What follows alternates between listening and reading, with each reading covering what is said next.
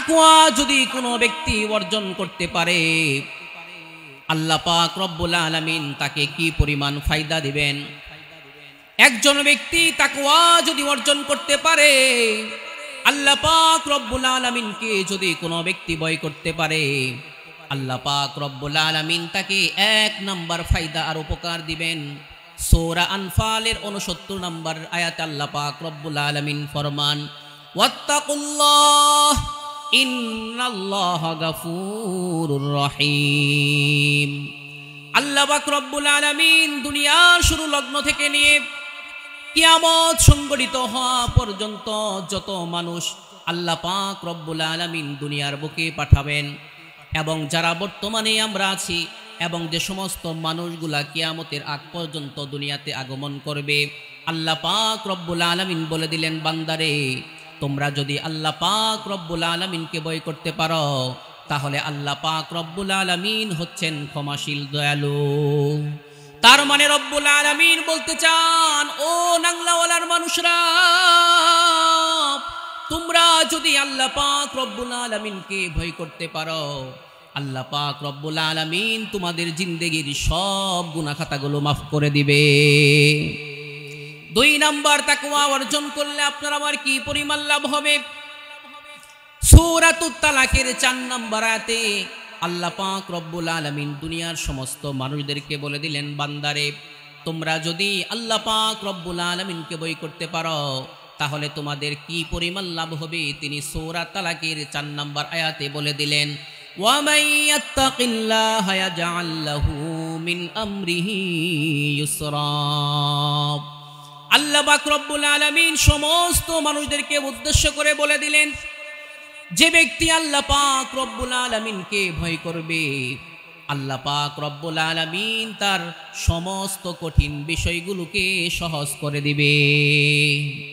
মুসলমানরা বলতে চায়, একজন ব্যক্তি মামলায় মোকদ্দমায় পড়ে গিয়েছে। মামলা মোকদ্দমা কোনো ব্যক্তির বাড়িতে যদি একজন ব্যক্তির নামে কেস হয়, একজন ব্যক্তির নামে যদি মামলা হয়, বলেন এটা মুসিবত কি মুসিবত না, একটু আওয়াজ দিয়ে বলেন। একজন ব্যক্তি কেসে পড়া, মামলা মোকদ্দমায় পড়ে যাওয়া, এটা মুসিবতের জিনিস কিনা, কঠিন বিষয় কিনা। আপনার পরিবারের মধ্যে 4টা ছেলে আর মেয়ে, 2টা ছেলে আর 2টা মেয়ে ঘরের মধ্যে বসবাস করে। এর মধ্যে হতে বড় ছেলেটা ইউনিভার্সিটিতে লেখাপড়া করে, কিন্তু 1টা ছেলে আর 2টা মেয়ে আপনি বাবা যা যা বলে ওই সন্তানগুলো তাই তাই শুনে। মেয়েকে যা বলে বাবা ওই সমস্ত কথাগুলো অক্ষরে অক্ষরে পালন করে।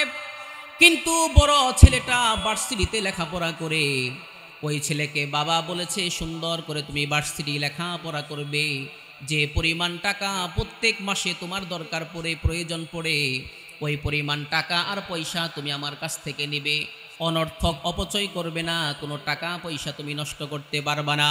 কিন্তু বাবা যতবার বলে অল্প টাকা নিয়ে যাবে, ওই সন্তান বাবার কথা প্রতিপক্ষেপ করে না, বাবার কথা সে শুনতে চায় না।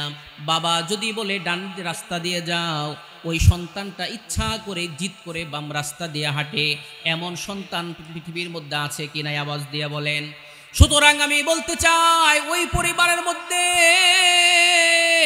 যেই সন্তানটা বাবার কথা শ্রবণ করতে চায় না, যেই সন্তানটা বাবার কথাও শুনতে চায় না, বাবা বলে ক ওই বলে খ, বাবা বলে এই ডান পাশে রাস্তা দিয়ে যাও, সে বাম পাশে রাস্তা দিয়ে যায়। সুতরাং এমন সন্তানকে দেখে বাবা মায়ের কষ্ট আছে কি নাই বলেন, আওয়াজ দিয়ে বলেন, আছে কি নাই।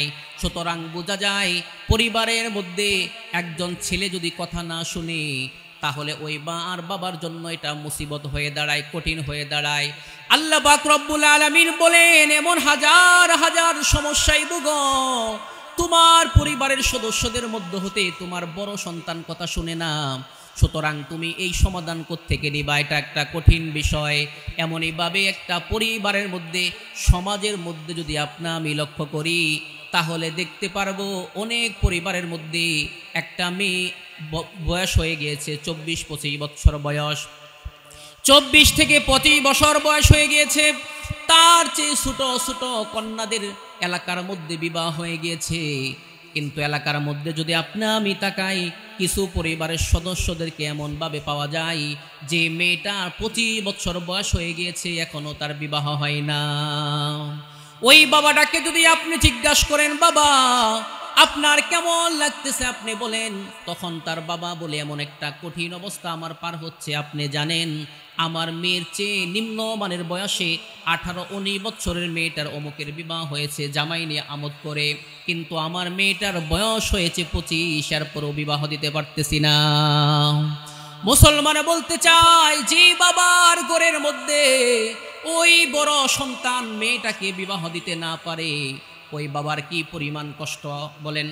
অনেক পরিমাণ কষ্ট লাগে, যে কষ্ট মানুষকে বলতেও পারে না, আবার নিজেও বুকের ভিতরে চাপা দিয়ে রাখতে পারে না। আল্লাহ পাক রব্বুল আলামিন সমস্ত কষ্ট পানওয়ালা বাবাদেরকে ডেকে ডেকে বলেন, ও বান্দা তুমি কষ্ট পাচ্ছ, তোমার মেয়ের বিবাহ হয় না, মানুষকে বলার দরকার নাই, মানুষকে বলার দরকার নাই। সূরাতুত তালাকের 4 নম্বর আয়াতে আল্লাহ পাক রব্বুল আলামিন সমস্ত কঠিন বড় বড় বিপদে মুসিবতে পড়নওয়ালা ব্যক্তিদেরকে আল্লাহ পাক রব্বুল আলামিন ডেকে ডেকে বলেন, ওয়া মাইয়াত্তাকিল্লাহা ইয়াজআল লাহু মিন আমরিহি ইউসরা। আল্লাহ পাক রব্বুল আলামিন বলেন, যে ব্যক্তি মালিক আল্লাহ পাক রব্বুল আলামিনকে যে ব্যক্তি পরিপূর্ণ ভয় করতে পারবে, যে ব্যক্তি আল্লাহ পাক রব্বুল আলামিনকে ভয় করবে, আল্লাহ পাক রব্বুল আলামিন তার সমস্ত কঠিন বিষয়গুলোকে সহজ বানিয়ে দিবে। আওয়াজ দিয়ে বলেন, সহজ কে বানিয়ে দিবে? যদি আল্লাহ তাআলা সহজ করে দেন, তাহলে কোনো কঠিন কঠিন মনে হবে? সবগুলো সহজ। কেমন সহজ? এমন সহজ যেটা আমার কাছে 1000 পাওয়ারের কঠিন মনে হতে পারে, কিন্তু আল্লাহ তাআলা বলে, একটা ট্যাবলেট তোমাকে দিয়ে দিলাম, একটা জিনিস তোমাকে দিয়ে দিলাম, যদি এই ট্যাবলেটটা খেতে পারো, একটা কাজ করতে পারো, আমি আল্লাহ তাআলা তোমার সমস্ত কঠিন বিষয়গুলোকে সহজে রূপান্তরিত করে দেব। সুবহানাল্লাহ। প্রিয় ভাইরা আমার, তাকওয়া যদি কোনো ব্যক্তি অর্জন করে, তাহলে 3 নাম্বার লাভ কি হবে? আল্লাহ পাক রব্বুল আলামিন সূরাতুন নাবার 31 নম্বর আয়াতে আল্লাহ পাক রব্বুল আলামিন বলে দিলেন, ইন্নালিল মুত্তাকিনা মাফাজা। আল্লাহ পাক রব্বুল আলামিন দুনিয়ার শুরু লগ্ন থেকে নিয়ে কিয়ামত সংঘটিত হওয়া পর্যন্ত যত মানুষ দুনিয়ার বুকে আগমন করবে, আল্লাহ পাক রব্বুল আলামিন দুনিয়ার সমস্ত মানুষদেরকে উদ্দেশ্য করে বলে দিলেন, সমস্ত মানুষদেরকে আল্লাহ পাক রব্বুল আলামিন উদ্দেশ্য করে বলে দিলেন, তুমি মনে করো একজন মেম্বার হয়েছে, মেম্বার মনে করে আমি মেম্বার হয়েছি, আমি সফলতা অর্জন করেছি। কয় না না না, একজন চেয়ারম্যান সাহেব নিজেকে অনেক বড় মনে করে, নিজেকে অনেক বড় মনে করে মনে হয় আমি চেয়ারম্যান সাহেব হয়েছি, আমি মনে হয় সফলতা অর্জন করেছি। না না না, একজন এমপি মহোদয় যদি এমপি পাশ করে সে মনে করে আমি সফলতা অর্জন করেছি।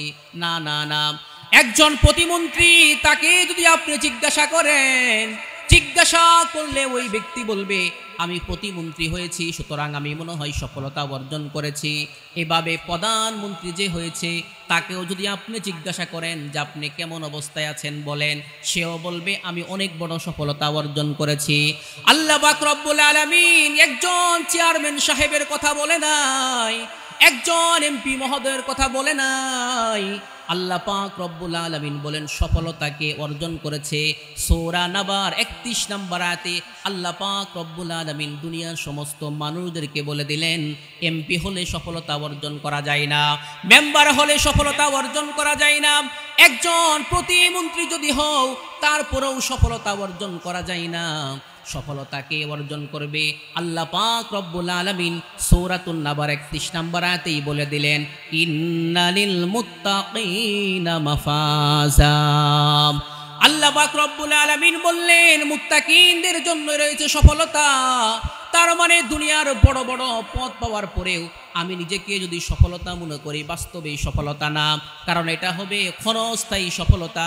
কিন্তু তাকওয়া অর্জন যে ব্যক্তি আল্লাহ পাক রব্বুল আলামিনকে ভয় করতে পারবে, ওই ব্যক্তি হলো আসল সফলতা। ঠিক কি ঠিক না বলেন? প্রিয় ভাইয়ের আমার, এখন আমাদের দরকার তাকওয়া। তো বুঝলাম তাকওয়া অর্জন করলে অনেক লাভও শুনলাম। এখন বড় বড় মনীষীরা কিভাবে তাকওয়া অর্জন করতেন? সেটা আমাদের একটু বোঝা দরকার। ইমাম আজম আবু হানিফা রহমাতুল্লাহি আলাইহি উনি কাপড়ের ব্যবসা করতেন। তো একদিন হঠাৎ করে আকাশ মেঘাচ্ছন্ন হয়ে গেল। আকাশ যখন মেঘাচ্ছন্ন হয়ে যাবার সাথে সাথে ইমাম আজম আবু হানিফা রহমাতুল্লাহি আলাইহি তার দোকানটাকে বন্ধ করে দিলেন। দোকানটা বন্ধ করে দিয়ে তিনি পা হাঁটি হাঁটি করে বাড়ির দিকে যাচ্ছেন। তার পাশে এক দোকানওয়ালা বলে, ও নোমান। ইমাম আজম আবু হানিফা রহমাতুল্লাহ আসল নাম হলো নোমান ইবনে সাবিত। তো তার ওই নামে তিনি ডাকলেন, হে নোমান, কোথায় যাও? সে বলল যে আমি বাড়িতে যাচ্ছি। তো উনি বললেন, কেন? কয়, দেখো না আকাশ মেঘাচ্ছন্ন হয়ে গিয়েছে, সেই জন্য আমি বাড়িতে যাচ্ছি। প্রিয় ভাইরা আমার, ওই ব্যক্তি যখন ডেকে বলল, নোমান কোথায় যাও? ইমাম আজম আবু হানিফা রহমাতুল্লাহি আলাইহি তিনি সুন্দর করে ওই ব্যক্তির উত্তর দিয়ে দিলেন, দেখো না আজকে আকাশটা মেঘাচ্ছন্ন হয়ে গিয়েছে।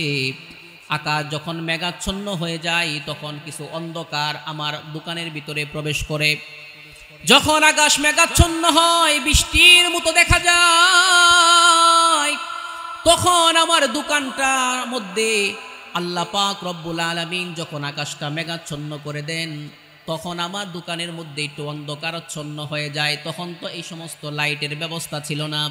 সুতরাং আকাশ মেঘাচ্ছন্ন হয়ে গেলে আমার দোকানের মধ্যে যখন অন্ধকার নেমে আসে, অন্ধকার হয়ে যায়, তখন ওই কাপড়ের কোয়ালিটি ভালো করে বোঝা যায় না। একজন ক্রেতা ব্যক্তি যদি আমার দোকানে আসে, আমার দোকানে আসার পরে যদি কোনো ক্রেতা ব্যক্তি কাপড় কিনতে আসে, আসার পরে ভালো করে কাপড়ের কোয়ালিটি বুঝতে পারবে না। সুতরাং একজন ব্যক্তি যদি কাপড় কিনতে এসে এটা হলুদ কালার নাকি লাল কালার নাকি সবুজ কালার, যদি বাস্তবেই তার ওই কাপড়ের কোয়ালিটি বুঝতে না পারে, আর যদি কোনো ব্যক্তি কোনো ক্রেতা অল্প মূল্যের কাপড়কে বেশি মূল্যে ক্রয় করে নেয়, আল্লাহ পাক রব্বুল আলামিন যদি হাদি হাসরের ময়দানে আমাকে বলে, ওই ইমাম আবু হানিফা, তোমাকে জগৎ বিখ্যাত আলেম বানিয়েছিলাম, অনেক বড় আলেম তোমাকে বানিয়েছিলাম, সুতরাং তুমি কেন অন্ধকার আচ্ছন্ন হবার কারণে একজন ক্রেতা ব্যক্তি কাপড়ের কোয়ালিটি বুঝতে পারে নাই, এই জন্য তুমি ইচ্ছা করে কাপড়টা তাকে কেন দিয়েছ বলো?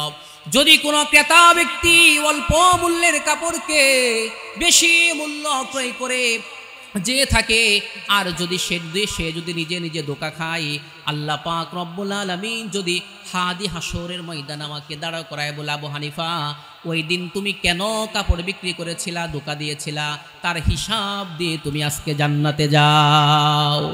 ইমাম আজম আবু হানিফা রহমাতুল্লাহি আলাইহি বলে, এই ভয় যদি না থাকতো তাহলে আজকে আমি এই দোকানটা সুন্দর করে বন্ধ করে দিতাম না। আল্লাহ পাক রব্বুল আলামিনের সামনে আমাকে দাঁড়াতে হবে, এই জন্যই মালিক আল্লাহ রব্বুল আলামিনকে ভয় পেয়ে আমি সুন্দর করে দোকানটা বন্ধ করে দিয়েছি।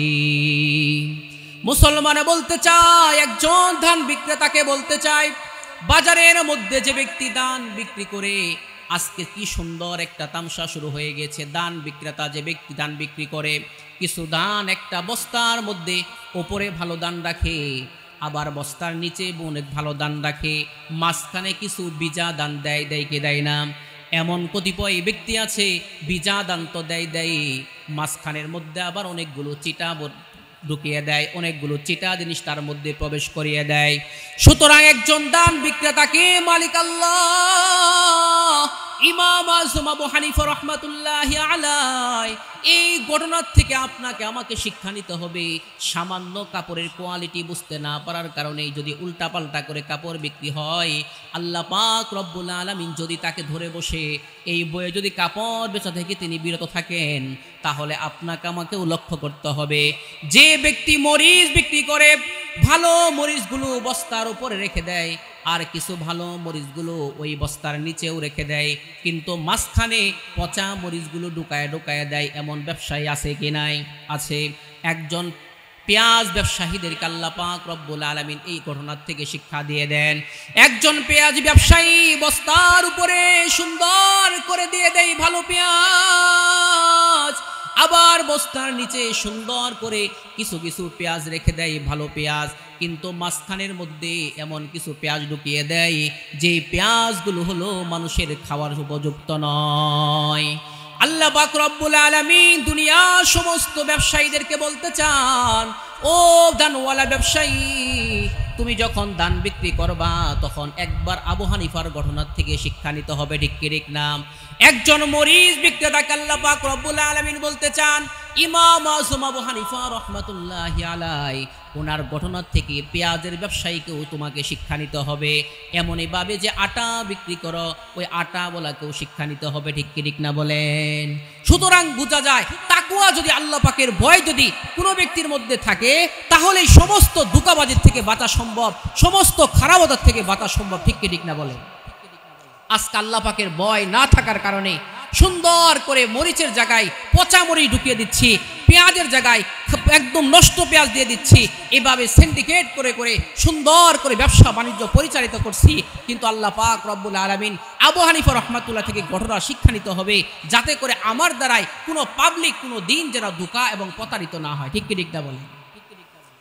প্রিয় ভাইরা আমার, বড় বড় মনীষীরা তাকওয়া কেমন অর্জন করত? ইমাম শাফি রাহমাতুল্লাহি আলাইহির জামানায় একজন বড় পণ্ডিত ছিলেন, একজন বড় শায়েখ ছিলেন, আবু ইসহাক আশ-শিরাজি রাহমাতুল্লাহি আলাইহি।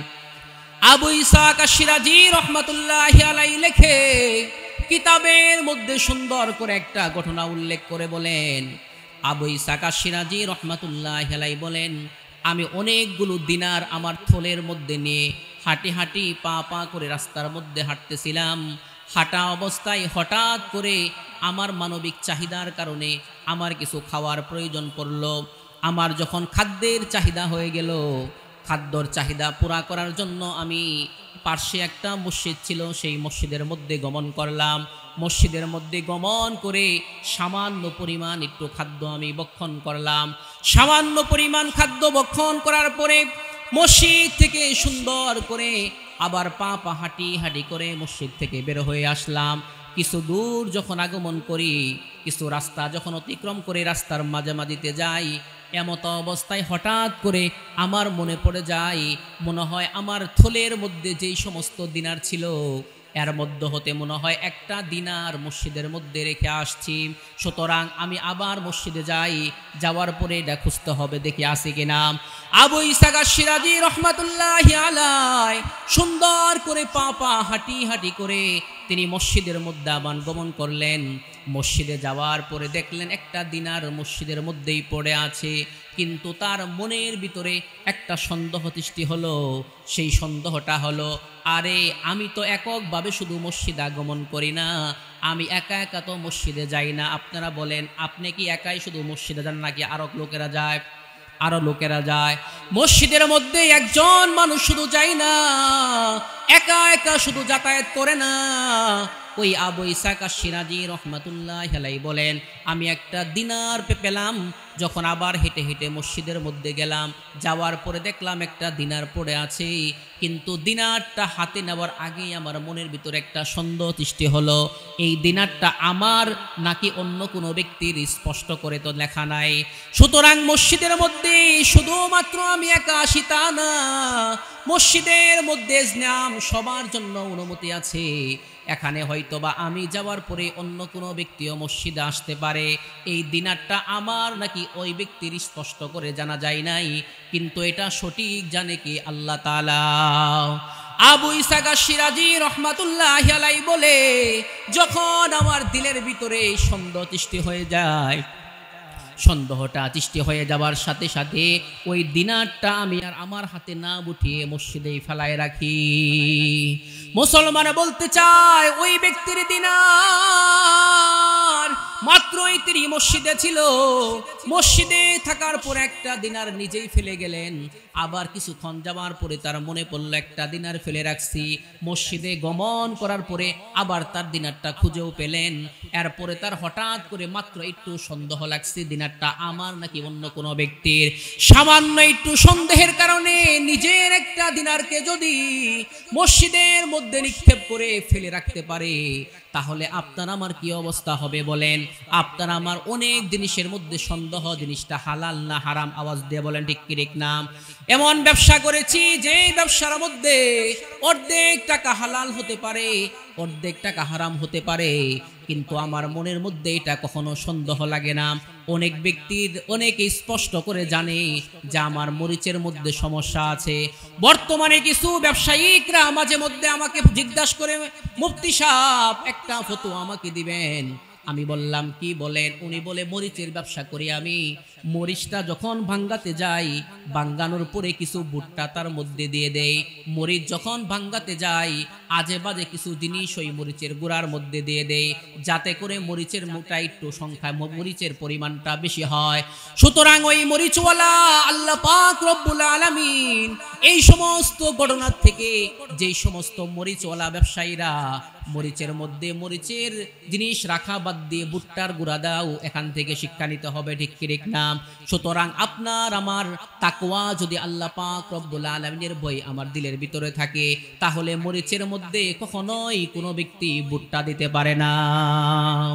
যদি আল্লাহ পাক রব্বুল আলামিনের ভয় কোনো ব্যক্তির মধ্যে থাকতে পারে, আল কাটার সময় একজন ব্যক্তি জমি যখন নিজের আলটাকে সোজা করতে যায়, আল্লাহ পাক রব্বুল আলামিনের ভয় যদি থাকে তাহলে অন্য কোনো ব্যক্তির আল কাটতে পারে না। আল্লাহ পাক রব্বুল আলামিনের ভয় যদি কোনো ব্যক্তির মধ্যে থাকে, কোনো ব্যক্তির টাকা কখনো আত্মসাৎ করে ভক্ষণ করতে পারে না।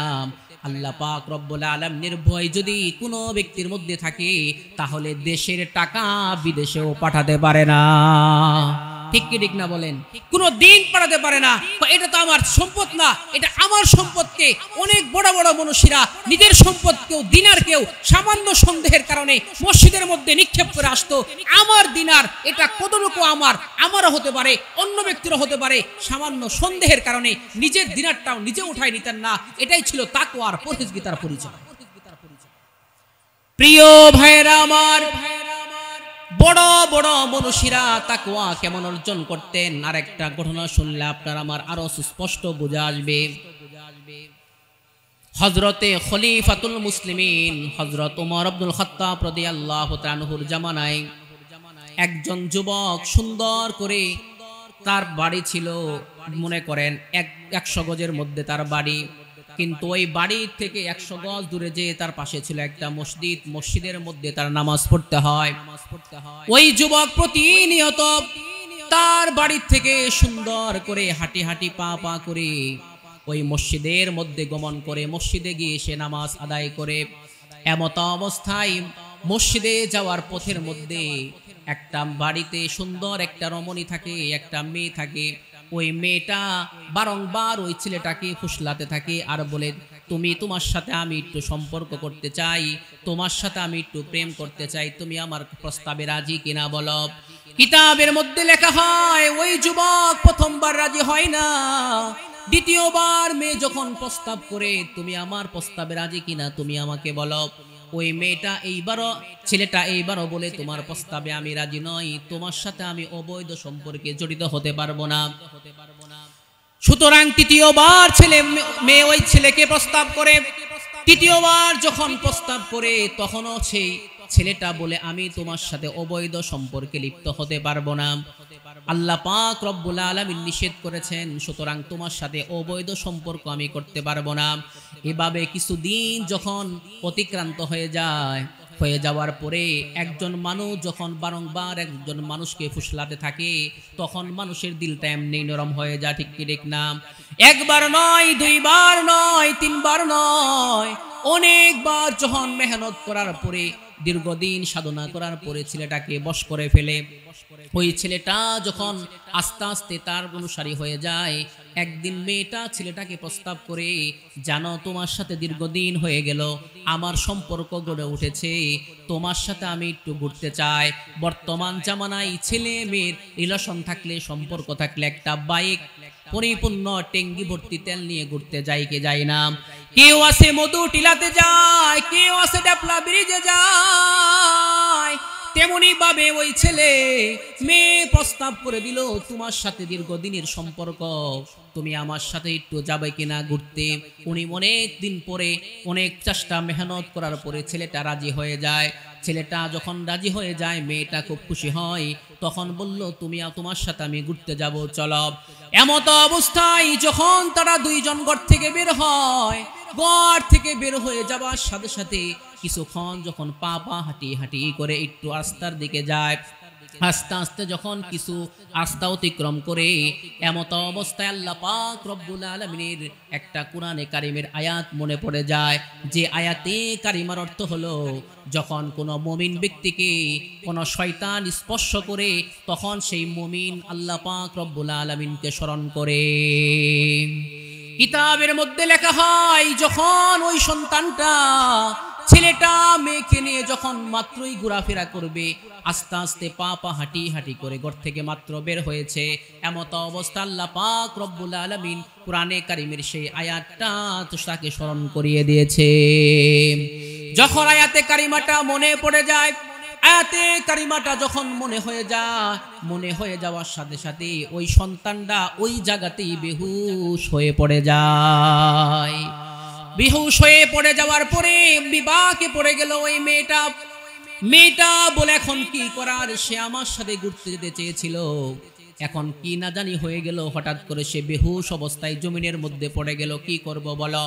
তার সাথে একজন বাদী ছিল, সেবিকা ছিল, কাজের মেয়ে ছিল। ওই কাজের মেয়ে তাকে বলল এক কাজ করা যায়, তাকে ধরে নিয়ে চলেন, আমরা তার বাড়িতে পৌঁছে দিয়ে আসি। তখন মেয়েটা বলল এটাই হলো বুদ্ধিমানের কাজ, চলো তাকে নিয়ে আমরা তার বাড়ির মধ্যে পৌঁছে দিয়ে আসি। এই কথা বলার পরে পা পা হাঁটি হাঁটি করে ওই মেয়েটা তার বাদী সহ তার সেবিকা কাজের মেয়ে সহ দুই পাশে ধরে ধরে নিয়ে তাকে বাড়ির মধ্যে নিয়ে গেলেন। দরজার কাছে যাওয়ার পরে দরজার মধ্যে একটু টোকা দিয়ে ওখান থেকে দৌড় দিয়ে চলে আসলেন, কারণ যদি সেখানেই তারা থাকে তাহলে বিপদ হবে না? অবশ্যই বিপদ হবে। আস্তে আস্তে তারা দুইজন সেখান থেকে কেটে পড়লো। কেটে পড়ার পরে যখন তারা চলে আসে কিছুক্ষণ পরে তার বাবা দরজাটা খুলে দেখলো তার সন্তান সুন্দর করে বেহুশ হয়ে তার দরজার সামনে পড়ে আছে। এখন কে কেমনে পড়ে আছে তা কিছু জানা নাই, শুধুমাত্র সন্তানটাই সেখানে পড়ে আছে। সন্তানটাকে ধরে নিয়ে ঘরের মধ্যে নিয়ে গেলেন। ঘরের মধ্যে নিয়ে যাওয়ার পরে ও দীর্ঘক্ষণ সময় মাথার মধ্যে পানি ঢালতে লাগলেন, শরীরের মধ্যে তেল মালিশ করতে লাগলেন। তেল মালিশ করতে করতে পানি ঢালতে ঢালতে দীর্ঘ সময় পার হয়ে যাওয়ার পরে তার হুঁশ ফিরে আসে। যখন তার হুঁশ ফিরে আসে সর্বপ্রথম একটা ডাক দেয়, আব্বু আমার কি হয়েছিল আমি জানি না, আমার কি হয়েছিল আমি তো বুঝতে পারলাম না, আমি এখানে কেমনে আসলাম। তার বাবা বলল আমিও তো জানি না তুমি কেমনে আসলা, আমি তো বিষয়টা স্পষ্ট করে জানি না, তবে আমি দরজার মধ্যে কে যেন আওয়াজ করে এখান থেকে চলে গিয়েছে। দরজাটা যখন খুললাম দেখলাম তুমি বেহুশ হয়ে আমার সামনে পড়ে আছো, দরজার সামনে পড়ে আছো, সেখান থেকেই নিয়ে তোমাকে ঘরের মধ্যে নিয়ে আসলাম, এটাই জানি, এছাড়া আমি আর কিছুই জানি না। সন্তান বলে বাবা এমন একটা সমস্যা হয়েছে, দীর্ঘদিন সাধনা করার পরে একটা মেয়ে আমাকে বশ করতে চায়, দীর্ঘদিন আমাকে একটা খারাপ প্রস্তাবের সে রাজি করতে বলে, আমি রাজি হই না। একদিন যাই, 2 দিন যাই, দীর্ঘদিন হয়ে যাওয়ার পরে কোনো মতে জানি না কেমনে জানি মেয়ের প্রস্তাবের আমি রাজি হয়ে গেলাম। রাজি হয়ে যাওয়ার পরে আজকে সে আমাকে প্রস্তাব করে, ও ছেলে ও মেয়ে তোমাকেও ছেলে তোমাকে নিয়ে আমি একটু ঘুরতে যাব, সুতরাং তুমি আমার সাথে সঙ্গে যাবে কি যাবে না বলো। এক পর্যায়ে আমি তার প্রস্তাবে রাজি হয়ে যাই। রাজি হয়ে যাওয়ার সাথে সাথে তার সাথে আমি মাত্রই বের হলাম, আল্লাহ পাক রব্বুল আলামিনের একটা আয়াত মনে পড়ে গেল। আয়াতটা মনে পড়ার সাথে সাথে আমি বেহুশ হয়ে জমিনে পড়ে যাই। ও মুসলমানরা বলতে চাই কি মালিক আল্লাহ, আল্লাহ পাক রব্বুল আলামিনের ভয় কি পরিমাণ তার মধ্যে আছে, যে আয়াত কারিমা মনে পড়লেই আল্লাহ পাক রব্বুল আলামিনের ভয়ের কথা যখন মনে পড়ে গেল, মনে পড়া যাওয়ার সাথে সাথে সে একদম বেহুশ হয়ে জমিনের মধ্যে পড়ে যায়। কিতাবের মধ্যে লেখা হয় ওই ছেলেটা বেশিক্ষণ আর তার বাবার সাথে কথা বলতে পারে নাই। কিছুক্ষণ কথা বলার পরে সন্তানটা মালিক আল্লাহ আবার ওই আয়াতে কারিমার মনে করে দেয়। আয়াতে কারিমা যখন সন্তানের আবার যখন তার মৃত্যুর স্মরণ হয়ে যাবার সাথে সাথে সে আবার বেহুশ হয়ে জমিনের মধ্যে পড়ে যায়। এমত অবস্থায় তার বাবা অনেকবার পানি ঢালার চেষ্টা করে এবং শরীরের মধ্যে পূর্বের ন্যায় তেল ব্যবহার করতে লাগে, কিন্তু দেখা গেল কিছুক্ষণ পরেই তার নড়াচড়া নাই, নড়াচড়া না পর্যন্ত বন্ধ হয়ে গিয়েছে। কিছুক্ষণ পরে তার মা আর বাবা বুঝতে আল্লাহ পাক রব্বুল আলামিনের ডাকে সাড়া দিয়ে সে চলে গিয়েছে। এই আওয়াজটা হওয়ার পরে তার মার বাবা সকাল বেলায় খলিফাতুল মুসলিমিন ওমর রাদিয়াল্লাহু তাআলা আনহুর কাছে দৌড়ায় গেল। ওগো খলিফাতুল মুসলিমিন, জানেন না গতকাল রাতে কি ঘটনা হয়েছে? আমার সন্তানটা এভাবে যে বেহুশ হয়ে পড়ে গেল। একটা আয়াতে কারিমা মনে হয়ে যাওয়ার সাথে সাথে বেহুশ হয়ে জমিনে পড়েছিল। দীর্ঘক্ষণ পরে তার হুঁশ ফিরে আসলো। আবার আমি যখন দীর্ঘ সময় তার সাথে কথা বললাম, কথা বলার পরে সে আবার কি জানে মনে হওয়ার পরে সে মারা গেল। এটাই হলো তার কাহিনী গত রাতের। এখন কি করব বলেন? হযরত ওমর রাদিয়াল্লাহু তাআলা আনহু বললেন, ওগো সম্মানিত মাতার পিতা, তোমরা আমাকে নিয়ে যাও, কোথায় তাকে কবরস্থ করেছো, কোথায় তাকে দাফন করেছো, সেই জায়গাতে আমাকে একটু নিয়ে যাবে কিনা। এমত অবস্থায় তার মার বাবা বলে, অবশ্যই নিয়ে যাব। সুন্দর করে হাঁটি হাঁটি পা পা করে তার মা আর বাবা আর খলিফাতুল মুসলিমিন অর্ধ জগতের বাদশাহ হযরতে ওমর রাদিয়াল্লাহু তাআলা আনহু ওনারা সহ তিনজন মিলে ওই কবরস্থানের মধ্যে গিয়ে বসলেন। যখন কবরস্থানে গিয়ে বসলেন, কবরস্থানে পৌঁছার পরে ওমর রাদিয়াল্লাহু তাআলা আনহু সুন্দর করে একটা সালাম দিয়ে দিলেন। সালামটা দেওয়ার পরে বললেন, তুমি কি অবস্থায় আছো, তুমি আমাকে একটু জানাবে কিনা, কি হয়েছে বলো। আল্লাহ পাক রব্বুল আলামিন কোরআনে কারীমের মধ্যে বলেন, ওয়ালিমান খাফা মাকাম রাব্বিহি জান্নাতান। ওমর রাদিয়াল্লাহু তাআলা আনহু বলে, ও যুবক, আল্লাহ পাক রব্বুল আলামিন কোরআনের মধ্যে বলে দিয়েছেন, যে ব্যক্তি আল্লাহ পাক রব্বুল আলামিনের সামনে ভয় করার জন্য, আল্লাহ পাক রব্বুল আলামিনের সামনে দাঁড়ানোর ভয় করে, আল্লাহ পাক রব্বুল আলামিন তাকে একটা জান্নাত নয়, আল্লাহ পাক রব্বুল আলামিন তাকে দুটি জান্নাত দান করে। ও যুবক, গতকাল রাতে তুমি কবরস্থ হয়েছ। মালিক আল্লাহর কোন আয়াত মিথ্যা হতে পারে না, আল্লাহ পাক রব্বুল আলামিনের কোন আয়াত অসত্য হতে পারে না, আল্লাহ পাক রব্বুল আলামিনের কোন আয়াত মিথ্যাও হতে পারে না। আজকে তোমার সাথে কি ব্যবহার আল্লাহ পাক রব্বুল আলামিন করেছেন, তুমি আমাকে একটু জানাও। কিতাবের মধ্যে লেখা হয়, এই কথা বলার সাথে সাথে খলিফাতুল মুসলিমিন ওমর যখন এই কথাগুলো বলল, আল্লাহ পাক রব্বুল আলামিন ওই যুবকের মধ্যে একটা আওয়াজ ফুটায় দিয়েছেন এবং সে কবর থেকে বলতেছে, অর্ধজাহানের বাদশা খলিফাতুল মুসলিমিন, আপনি ভালো করে জানেন আল্লাহ পাক রব্বুল আলামিনের ওয়াদাগুলো সত্য, আল্লাহ পাক রব্বুল আলামিনের যত আয়াত আছে সবগুলোই সত্য, সুতরাং আপনি যা বলেছেন তাই সত্য। আল্লাহ পাক রব্বুল আলামিনকে ভয় করে নারীর থেকে বাঁচার জন্য আমি বেহুশ হয়ে জমিনে পড়ে গিয়েছিলাম, লাস্টে বেহুশ হয়ে আমি ইন্তেকালই করেছি। আল্লাহ পাক রব্বুল আলামিন আমাকে একটি জান্নাত নয়, মরে যাওয়ার সাথে সাথে আল্লাহ পাক রব্বুল আলামিন খুশি হয়ে আমাকে দুটি জান্নাতি দান করেছে। আল্লাহু আকবার। কয় জান্নাত দান করছে বলেন? কয় জান্নাত? দুটি জান্নাত দান করেছে। সুতরাং বোঝা যায় আল্লাহ পাক রব্বুল আলামিনকে যদি কোনো ব্যক্তি ভয় করতে পারে তাহলে একটা জান্নাত না, আরে তোমার জন্য আমার জন্য একটা জান্নাত তো এনাফ যথেষ্ট ছিল। কিন্তু আল্লাহ পাক রব্বুল আলামিন বলেন, দুনিয়ার সমস্ত আমল করে জান্নাত একটা পেতে পারো, কিন্তু যে ব্যক্তি আল্লাহ পাককে ভয় করতে পারে, আমি মালিককে যে ব্যক্তি ভয় করতে পারে, তাকে একটা জান্নাত দিব না।